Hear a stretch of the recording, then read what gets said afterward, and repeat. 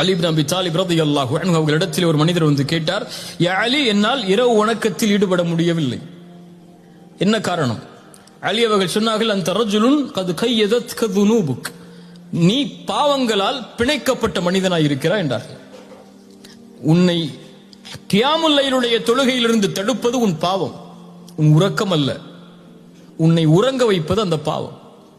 அஷ்ஹது அல்லா இலாஹ இல்லல்லாஹ் அஷ்ஹது அன்ன முஹம்மது ரசூலுல்லாஹ் என்று ஃபஜ்ருடைய அதானை உன் காதில் விழாமல் ஆக்குவது உன் உறக்கம் அல்ல, உன் உள்ளத்தில் இருக்கக்கூடிய பாவம். அல்லாஹுடைய திக்ரில் நிம்மதியை அடைய விடாமல் தடுப்பது உன்னுடைய காது அல்ல, உன் உள்ளத்தில் இருக்கக்கூடிய பாவம். உலக வாழ்வில் எது நடந்தாலும் இறைவனிடமிருந்து அது உன்னை தூரமாக்கினால் நீயாக தூரமாகவில்லை, உன் உள்ளத்தில் இருக்கக்கூடிய பாவம் அல்லாஹுடைய அருளை தடுக்கிறது. பாவத்திலிருந்து விடுபடாத வரை சோதனையிலிருந்து விடுபட முடியாது.